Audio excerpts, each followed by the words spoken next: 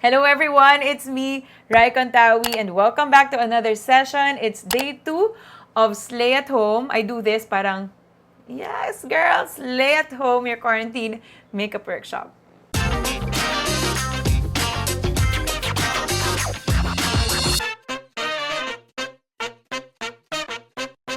Previously, pinag-usapan natin ang skin preparation, which is very important. So if you haven't seen that yet, please make sure that you watch it up here on this link or on the description box below. If you've successfully finished the first session, well, congratulations, and you've made it to today's session, which is all about the base makeup. Dito papasok ang correctors, concealers, foundations, and powder. Kaya naman, get yourselves ready. If you have concealers, foundations, correctors, or any base makeup products na gusto inyong practicein, get them and also prepare the necessary tools if you have. Pwede rin namang daliri, base makeup, you can easily apply it with your fingers, or it is very convenient to use your hands. Just make sure they're clean and also make sure that you have a clean face to start. Don't forget your pencil and paper to take notes, and I will see you right after this break. Normal lang na hindi natin makuha yung perfect skin or talagang yung flawless skin. Minsan nangyayari yon, and that's perfectly fine because luckily may mga products na pwedeng tumulong na ma-achieve natin kahit yung illusion ng flawless skin. And this is where correctors, concealers, foundation, and your powder come into play. Let's start with correctors. Ano bang ginagawa ng correctors? So correctors are multicolored products. They usually come in cream or liquid form. By multicolored, may mga green, purple, yellow, and they correct discolorations on your face. Madalas, para malaman natin kung paano natin gagamitin itong mga correctors na to, kinakabisado natin yung mga skin conditions na kung saan applicable yung mga certain colors. Let's say, for example, sa redness na ito or sa pantal, ginagamitan natin ng green corrector. And sometimes, it can be like a bit parang information overload kapag kinabisado mo lahat ng mga skin discoloration and kung anong kulay ang dapat na i-apply para makorek yun. But there is an easier way, or this is actually the artist's perspective when it comes to using these correctors. This is the importance of color theory, and I will be explaining the basic color wheel with just 4 colors dahil yung extended version na to is it's quite advanced. So this color wheel is very important. Color theory is also very important, and I think one of the cores ng makeup artistry. This is being used by professional makeup artists, especially sa film, television, and photography. So as you can see, meron tayong 4 na kulay dito. Just draw a wheel and you will place red or orange, yellow, green, and purple. So meron siyang opposite color. Let's say red opposite color is green, yellow opposite color is purple. So the way to cancel out these colors is that, for example, when you see red, if you want to cancel out redness, you go for the opposite color, which is green. If you want to cancel any yellow, let's say bruising, whatnot, yung mga parang pag may yellow anything ka sa face, diba usually pag may pasaka tas makakita ka ng yellow or makakita ka ng parang dullness sa mukha mo, you use a violet or a purple corrector. If you see like blues or purples, again, yung mga maiitim talaga na pasa, under eye, na madalas ay parang sobrang bluish, you go for yellow correctors or in the middle ng yellow and red, which is orange. Actually, madalas ang corrector is more of like peach and orange than red. I'm just like pertaining about the color wheel. And that's it. That's the easiest way to know. So you don't have to really memorize pantal, ano ba yung sa pantal, ano yung sa ganyan. Just look at the color. So now we are going to talk about concealers. Concealers, they come in 2 consistencies or 2 textures. No, 2 consistencies for me, or 2 forms, 2 formulas. Either cream or liquid for me. So you don't really see a lot of powder concealers. I've seen one, I've tried one, but it doesn't really work as a concealer. So I'll just be giving you the basic types, cream and liquid. So they are more pigmented than foundation because their job is to conceal. Their job is to cover blemishes or other discolorations or other spots on your face na gusto mong i-cover. Conceal means to cover. Foundation being its job is to even out your complexion. Not necessarily kailangan full coverage ang iyong foundation. Foundations come in different types of forms at magsisimula tayo sa pinakamanipis. Liquid foundation for me is the most universal dahil ito yung meron kang liquid foundation na formulated for oily skin and also for dry skin. And also ito yung may mga sheer liquid foundation up to full coverage foundation. So sila yung kahit sino pwede magamit, mapa beginner or mapa professional. And then you also have cream foundations. Well, the cream foundation talaga, usually full ang coverage ng cream foundation, formulated mostly for dry skin. So they're creamier, they're richer, and minsan mas mahirap sila mag-set because they're, again, richer. But now, they come in sheer formulas or sheer coverage. So may mga CC cream na usually hindi naman putok ang coverage, but it gives you tint, or it gives you like even application. So the difference ng liquid sometimes mas like thicker yung consistency, parang whipped yung consistency ng cream foundation. You also have, let's say, like mga cream tinted sunscreen and BB cream, so they still fall under cream foundations. Then you have stick foundations. Stick foundations also formulated for dry skin dahil madalas yung mga stick forms na usually mga nagagamit ko, hindi sila nagsiset to like a super matte finish. So para silang mas matigas lang na cream, and the coverage of stick foundations usually medium coverage to full coverage, and usually talagang full coverage. Let's say for example, you have the Kryolan, yung mga ginagamit sa drag makeup, yung talaga nakaka-cover ng brows. And then you also have my favorite is Hourglass. It's really nice. And madali siyang gamitin. It's like para kami concealer and foundation at the same time. So easy fix, and ito yung foundation na madaling i-apply with your fingers. And lastly, you have the powder foundation for oily skin. So this mattifies, this gives you the coverage that you want. May mga powder foundations na sheer lang ang coverage, and usually parang medium to full ang coverage nila. Choosing the right shade has been the struggle of many. Kaya naman, I got you. At ito lang ang mga dapat mong tandaan. Tone, shade, and lighting. Simulan natin sa tone. You have 3 basic tones: warm tones, neutral, and cool tones. And why is it important for you to understand these tones? Kapag gumamit ka ng foundation, let's say for example, you have warm tone skin at gumamit ka ng cool tone foundation, magka-clash. And what happens? You achieve the grayish effect. You achieve the gray skin. Minsan, umaangat ang foundation natin when we don't pick the right shade. So, minsan, we pick the right tone, but we don't pick the right shade. At dito papasok ang shade. So, usually shades, 3 lang din yan. Basic, fair, medium, and dark. Kailangan, kunyari may diagram, kailangan pumili kayo ng right tones, and then piliin nyo rin yung right shade, and that would be the perfect one. And the easiest way to actually do it is to just go over the counter, get your foundations and concealers, and just really match it on your skin. Don't match it or swatch it on the back of your hand. Swatch it on your face. This is L'Oreal in the shade Radiant Sand, and you just swatch it on your face. And as you can see, it is a bit light and it is a bit yellow. But this one, when you blend it, it's not too off. Once you blend it and you see na parang okay, hindi naman siya masyadong umaangat, then that works for you. Sometimes it's hard to really just find the perfect shade for your skin. Sometimes it's impossible to find a foundation na isang shade lang and just immediately matches your skin. The secret, or like the best way to go about it, is to choose 3 foundation shades for you. One's light, medium, and darkest, so you can just easily mix and match your foundation shades. Sharing us her best practices when it comes to base makeup is makeup artist to the stars such as Ilona Garcia, Laila Al-Harthy, ladies and gentlemen, who will be joining us right after this break. Okay, wait lang. Oh my God! Okay lang. Ito na.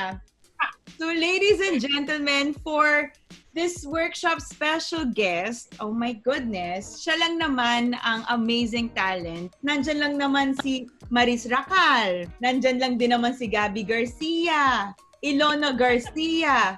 At ito, kakastart pa lang yata niya din, Mariel Padilla. In all seriousness, I am so happy to have this amazing celebrity makeup artist, Laila Al-Harthy! I am really... Thank you so much. Thank you so much. You're very welcome. Thank you for having me. Thank you for being so game. I am so excited. Umi-English na ako. Ito na yung workshop mode. Pero I am really, really happy. Just a quick background. We've met. I remember us meeting for the first time sa Estee Lauder event, if I'm not mistaken. Yes, that's so true. And I was parang sobrang starstruck ko sa'yo noon. The reason being, it's because your artistry when it comes to you, like ko yung sinasabi, na yung artistry mo when it comes to YouTube, it's what I was looking for even before. Parang naghahanap talaga ako ng yung technique mo, yung way mo of, like yung sinasabi sa'yo, di ba, nakita ko yung video mo, ang galing mo, ganon. You know, when I met you, parang it was so interesting for me kasi yung kung ano ka sa YouTube, ganun ka pagkausap, tapos sobrang technical mo pa rin sa makeup, kaya parang nakakatuwa kasi you know what you're talking about. And not only that, you're educating people in the way na parang everything is right. There's nothing wrong with YouTube. Pero the way you handle any makeup topic, ang ganda. Tapos yung mga fan mo ng videos, I like it. So it's transition. Thank you so much naman. You're very welcome. Pero I'd like to let then the viewers know about you and how talented you are. And this session talaga is not just this is not about me, but this is more of like my willingness to learn from the experts such as yourself. And gusto mo yung talagang ganito. But in all fairness, in all seriousness talaga, I'm really, really happy to have your expertise on board, especially sa topic natin ngayon, which is about the base. And it's not just about the base na foundation lang. We will cover foundation, concealer, and also powders. And looking at your work, and the reason being why I chose you for this topic is your diversity and the variety of the skin tones that you've worked with. Let's hit it with question number 1. So what for you? Gusto mo to? Gusto mo talaga yung... Parang alam mo yung question number? Okay, go. Kamay sa dibdib. Charot! For you, let's start with concealers. What for you makes a good concealer, and actually concealer and foundation? Ano yung for you characteristics ng magandang concealer and foundation? By the way, I'm taking notes, so bear with me. What? Gusto ko yung may tape yung ballpen. Oo, may presyo pa po. Nakakabili lang pala. Anyway, when it comes to na my number 1 would be scent. Ayoko nang may amoy. Ay, talaga? Interesting. Okay. Ayoko nang may amoy when it comes to bases. It's because the training that I did sa States, parang natutunan ko doon na there are certain scents na irritants sa skin ng other people. And for me as a professional makeup artist, I don't want to risk it. So as much as possible, all the foundations that I have don't have smell at all. Ang Dior, meron a little bit, pero I have tested it for like a year before I dive talagang, sige, gagamitin ko na to sa client, etc. Now for concealer, in all honesty, I'm really not picky as long as it has coverage. The consistency is not too thick, but we all have started, I'm gonna drop brand names now. We all started with MAC Studio Fix Concealer, the tube one. So when I transitioned and dived into other brands, I was really looking for coverage and buildability and yung pliable siya when it comes to concealer. You don't want anything that is too creamy, especially oil-based or wax-based, because it's just gonna slip with the humidity dito. So I would go for something na nakatube, liquid na nakatube. When it comes to foundation, as much as possible, I try my best to find that are like really oil-free and walang masyadong silica. Para grip niya when it goes with a certain primer, medyo maganda yung combination nilang dalawa. A wide variety of shades because I'm dark. I practiced on myself growing up. The first time we met, I super fell in love with their skin tone. It's amazing. And I think that's the reason why stars like Ilona and Gabby with deeper skin shades, I think, really put their trust in you because you know how to work with deeper skin tones and skin shades. Yeah. I think my passion when it comes to skin, hindi ako yung morena forever, go dark skin. Hindi ako ganun. I mean, I love diversity in all honesty. It's just that in the market, I was really looking for something na bakit parang walang anything for us. And for me personally, because I'm half Arab, so my undertone is way off.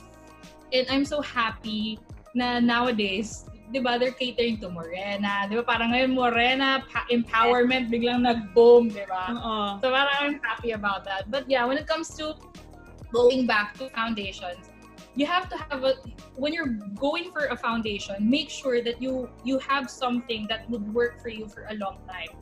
Let's go to actually one of the most, or if not, actually number one question nga sa akin is paano maiiwasan yung pag-cake ng concealer and foundation? When it comes to concealer, walang formula. It would always crease. I did the workshop with Danessa Myrix. I really love her work. It's so flawless. And what she would always say, as a makeup artist, the reason why you're there is to make sure that during a shoot or during a TV, whatever, film, you're there to see if there is anything wrong when it comes to makeup. And for me, that's why yung principle ng less is more is a key parang wisdom na talagang I think people should really apply when it comes to makeup. Makeup is easy, but sometimes we get carried away applying so much because of what we see online. That's why I really like your aesthetic kasi as I can see, yung makeup mo sobrang realistic. Kahit pag nakita kita harap-harapan, parang yan talaga. It's so hard to explain, but that's what I'm trying to say. So, creasing is inevitable. It's really going to happen. So the one thing that I would suggest is, number one, what I do, I put less. Number 3 is I set it. Right. So when I say set it, I don't set it with powder. I spread the concealer and then I let it set. The best tip that I got, this is from Sir Owen. I remember we had a conversation kasi I asked him that question years ago. And he was telling me, put less in your skincare. Put less in your base to make sure that nothing would slip when it comes to your foundation. So what are your go-to base products for that second skin finish? Because we are talking about control and achieving less is more, which is the perfect your answers would be perfect in achieving that second skin finish. What are your must-haves or your tried and tested products? So for me, the first thing that comes off the top of my head is the Laura Mercier Lumiere and NARS Sheer Glow. Because before I was thinking, this is too sheer, it doesn't have coverage, it won't look good on TV.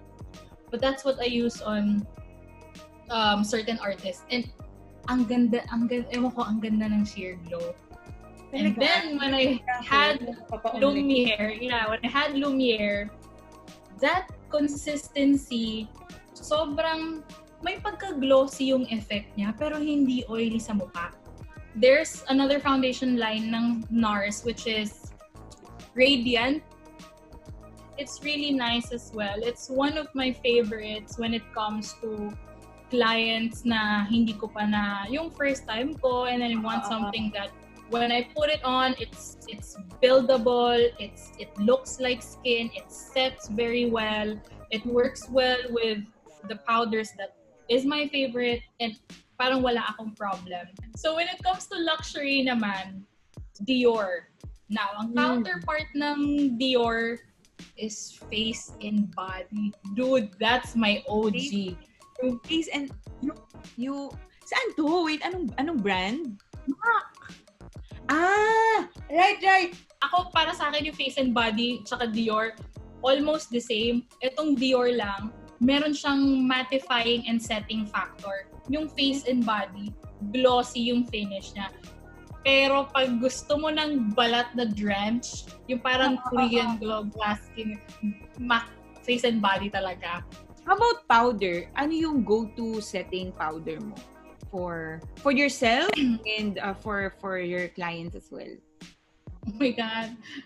Mamaya, ihuhuli ko na lang yung sarili ko kasi nakakatawa yung makeup ko para sa sarili ko. But for my clients, off the bat, it's Laura Mercier. Actually, ito pa pala. Ito yung on-the-spot question na pumasok lang din, sumagi lang din sa isip ko, which I know na maraming makaka-relate about acne or covering blemishes. There's a certain, ulitin ko yung brush. There's a certain brush. It's a small pencil brush. It's tapered like this. Sometimes, basically when you're working with synthetic, when you're working with liquids and creams, synthetic is the way to go. The skin on top of it, it's going to be thin. So even if you put foundation, it will move. Right. That's why the best thing for the concealer that I use when it comes to blemishes is the Kryolan one. I put it on top and then I just blend the edges. I Right. don't blend the whole thing. Take time to learn, understand, and know what you're talking about in dealing the basic principles. That's why it's very important to educate yourself. It's not really about going to school. You don't really have to go to school. Meron tayong YouTube University. May mga tulad tayo ni Raiza Contawi to, help us learn. So, it starts from somewhere. Yes. But it's always about basic knowledge. You have to hone your creativity, your artistry. Kasi for me, naniniwala ako na everyone can do makeup. Right. Pero yung artistry mo, it will take a lot of time bago mo talaga makita na, ito talaga yung aesthetic ko, ito yung yung style ko, yung aesthetic ko, ito yung how I really do makeup. So, yeah. Thank you so much, Bray. Thank you for being with us today. You're welcome. And Thanks, again, guys. ladies and gentlemen, one of the amazing artists that I follow, and I'm so happy to be friends with her. Ladies and gentlemen, Laila Al-Harthy. Thank you. I'll see you soon. Please be safe during this time. Be safe also. Yeah. I'll see you the soonest. Tayo ay in the same neighborhood, I think. I know. I'll see you real soon. Thank you. Love you. Bye-bye. O, di ba? Ang dami nating natutunan. Thank you so much, Lai, once again for joining us today. And I think ready na kayo para i-apply ito into practice at para ma-achieve natin ang no makeup look. Kailangan i-equip nyo yung sarili nyo with the right products. At narinig nyo yung mga tips, mga product recommendations ni Lai. Take that into consideration. Hindi lang basta yung brand, pero kung paano nyo na in-explain yung quality ng product para ma-achieve ninyo yung certain look, lalo na itong highlight look natin for this session, which is the no makeup look. So I will give you time to prepare, get your products and your tools, and I will see you in a bit. Now is the time para na naman sa panibagong challenge, at ito ang tinatawag ko na Raiza No Makeup Challenge. In this challenge, we will also be doing the practical segment kung saan while I'm doing the challenge, maipapakita ko sa inyo kung paano i-apply ang base makeup. So, pwede kayong gumamit ng corrector, concealer, foundation, and powder, whatever it is that you need and whatever it is to help you practice apply your base makeup to achieve that no makeup look. So the challenge is you will be posting or you will be taking a photo of your before face. Talagang no makeup, take a before photo, straight face, and then you will apply this, and I will be giving you, for us to be able to do this together, I will be giving us together 3 minutes to apply the base makeup. Base makeup lang, again, yung mga na-mention lang, para ma-achieve yung no makeup look. And the best way to assess or to evaluate if you've achieved the no makeup look is that when you see that there is a difference, let's say for example sa akin, there is a difference but there is no drastic transformation because we want to achieve that second skin finish. And to be able to do so, the only difference that you want to see from that before and after photo is kahit paano na blur out or na cover yung mga discoloration, pero your skin is not like totally changed. Kumbaga, hindi siya parang mask-like yung makeup mo. You want to keep it as subtle as possible, but you want to precisely apply those products in certain areas na kailangan i-correct. So in this challenge, you will be able to practice, again, control and precision, and your eye for color when it comes to base makeup. Okay, ready? Timer starts now. I'm going to start with my foundation. That way, kung ano yung mga na makover niya, dahil nga sa coverage niya na maganda, hindi na ako gagamit ng gaanong concealer. Oh my God, it's a bit light. Oh no. Okay. Wala dito yung isang shade. But it's okay, I will just use this. Sobrang konti. All over my face. So, okay lang din minsan na lighter yung foundation kasi minsan nakakapag-brighten siya. And then, in time, it sometimes oxidizes and it changes color. So, you don't have to worry about it. I usually use foundation first. Again, para makatipid ako ng concealer. But you can also apply concealers first, especially sa mga dapat yung i-correct. Let's say, for example, if you have really dark under eye circles, if you have discolorations or other discolorations on your face, if you have tattoos na gusto nyo i-cover, kung may tattoo kayo sa face, or kunyari, gusto nyo lagyan ng makeup yung katawan ninyo, why not? Okay? So, usually, since light ang aking foundation, I don't use a lot on the forehead because, you know, normally, darker ang ating forehead. So, if you want to achieve that skin-like finish, you also have to follow the certain shades ng iba't ibang klaseng or iba't ibang angulo ng face mo. And then, I'll be using this concealer. Actually, oh my God, tumapot pa yung concealer ko. Wow, this is the best thing ever. Why am I doing this challenge and explain at the same time? I will be applying this on my under eye circles. And then just pat it with my finger. And just be very gentle. Sometimes I don't like using very parang super light concealers on my under eyes or hindi na ako gaano nag-highlight when I want to achieve that no makeup look because kapag nag-highlight ka, then parang susunod na lahat yan eh. Parang kailangan mo ng mag-contour, kailangan mo ng mag-ganito, ganyan. And sometimes kapag masyadong highlighted yung mukha, it's not, you know, natural and you won't be able to achieve the no makeup look. I think that's it. I think yun lang naman ang gusto kong i-cover. And then, just a little bit on the lids just because may redness yung aking lids. So, kung ano lang natitira. Just pat it a little. Around the nose. Dito pa pala.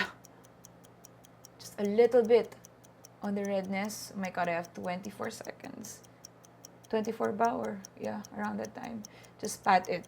I think yung dito sa the redness and discoloration, it's actually best to just use your finger when it comes to blending. And after that, just set everything in place.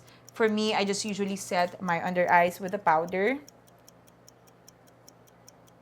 And that's it.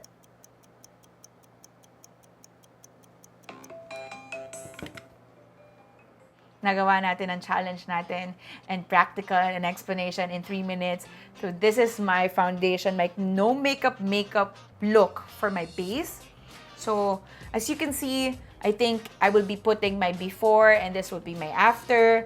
Hindi siya like super like done up pero na-cover yung kahit paano yung redness. Hindi siya kasing ano kanina, di ba? Mas even yung aking complexion. Mas, you can see lighter under eyes. And then, still may glow because I didn't set a lot with powder.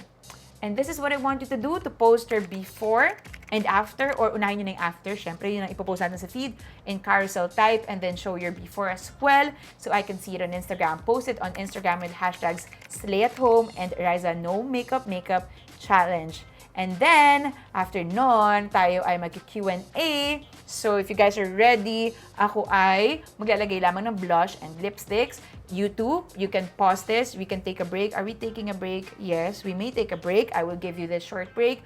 I will just be applying some color on my face. And I'll be right back.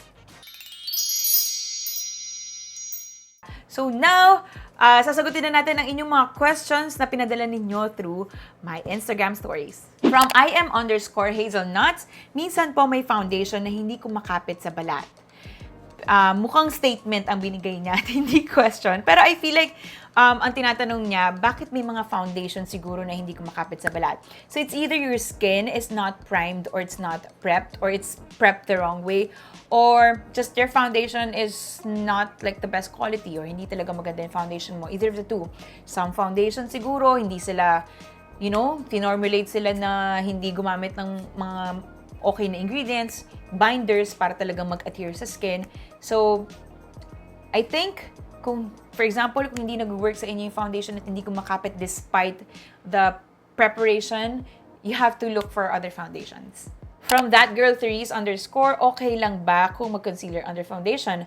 Of course. So, there are concealers na pwedeng mag-serve as correctors. So, you have to correct your skin first before applying foundation. Let's say, for example, As what I've mentioned, a darker shade of concealer to correct your under eyes kung hindi siya excessive like discoloration.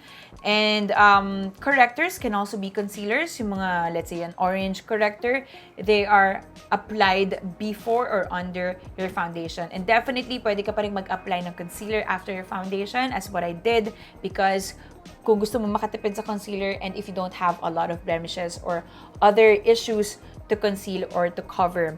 And then last question from Steph XO Styles. How do I know which base products have a white cast? I hate that. Sad face.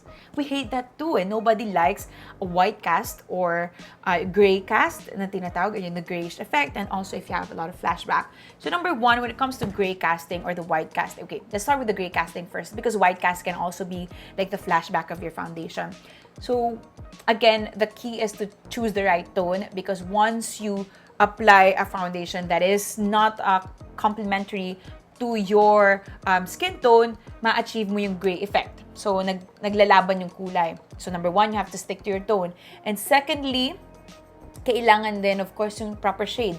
If you have like really, like of course, like deep shade, tapos gumamit ka ng lighter foundation, definitely magmumukhang mas maputi and you have that, you know, that white casting. And then we go to the flashback, which is sometimes the cause of white casting, especially when you do flash photography or kapag natapat siya sa ilaw, and that's because of SPF. So you have to look at the ingredients of your foundation if it contains SPF or sun protection because usually ang ingredients ng sun protection, which is let's say titanium dioxide or zinc oxide, ay mga white in nature. So they usually just really give that white casting. And so if you want a base na hindi masyadong maputi, then stick to a foundation na walang SPF or yung foundation na mababa ang SPF or may mga magaganda rin namang foundation na kahit papano na kahit mga SPF 15 sila or SPF let's say 30 which is mataas na yun, kahit papano hindi mo makikita or hindi pa rin siya sobrang puti. So again, the tone, the shade, and the SPF content.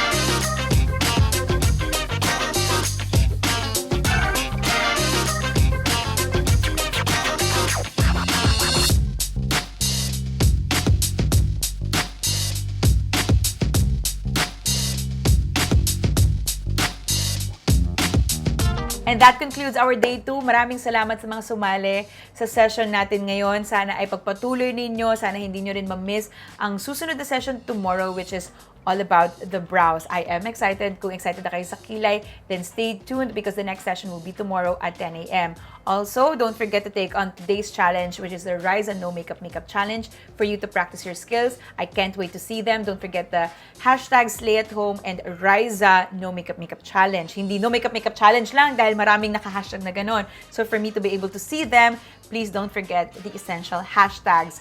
Don't forget to get subscribed and notified by clicking the bell button below para in the loop kayo kapag updated na or uploaded na ang next session.